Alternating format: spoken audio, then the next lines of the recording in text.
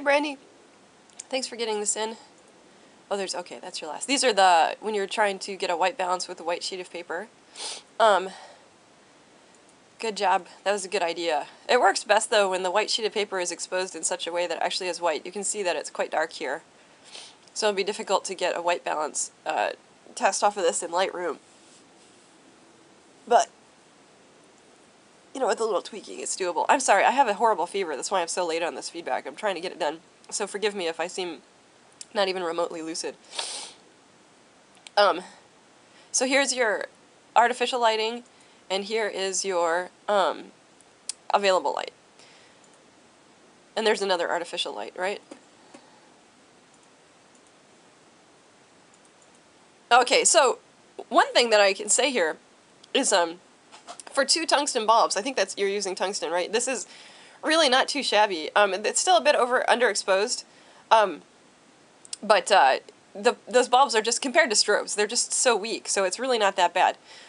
And then I can give you some technical help here too. If you look at between this one and this one, there's a slight haze here, and I'm pretty sure you have a light in a door that's right here, probably very close to where you're shooting. So what you've got here is you've got a light coming straight across, like perfectly perpendicular to the lens, which is giving you a slight haze. So you always have to watch for that. It's difficult to see when you're shooting, but if you put it behind your camera, the light behind your camera, even just like by a few degrees, like 5 or 6 degrees, then that haze is impossible. It only happens when the light is coming perpendicular to the camera.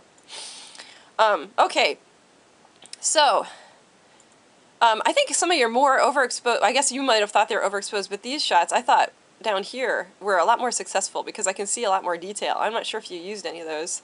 Let's see.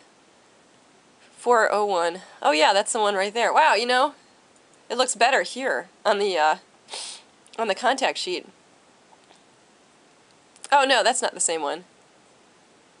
I'm sorry, Brandy, I'm just so out of it. No, that's not the same shot. These are the shots that you used over here.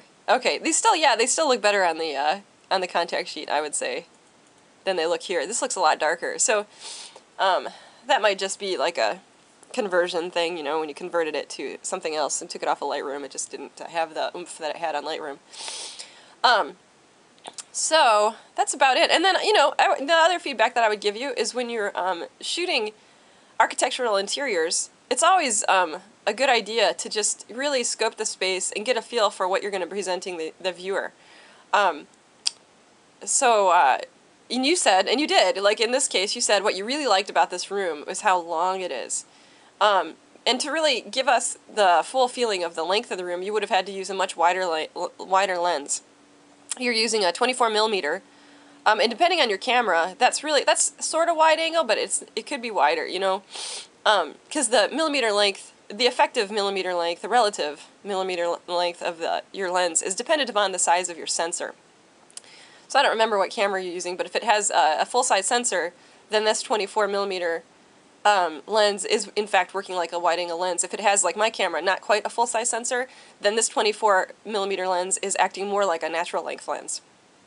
And so if you don't know about that, look into it, and maybe add to your arsenal of lenses some much wider lenses, so maybe like, you know, 18 or lower millimeter.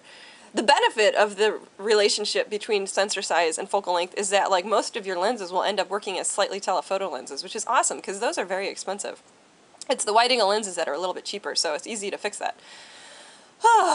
Anyways, blah-de-dee-da-da-da. So, I see that you took, just like Michael was saying, you took a lot of different exposures, which is great. And I really think these are your best bets right here. The ones, just like Michael said, when you're shooting at f5.6, these exposures look a lot better to me. And they're doing a better job filling in the room.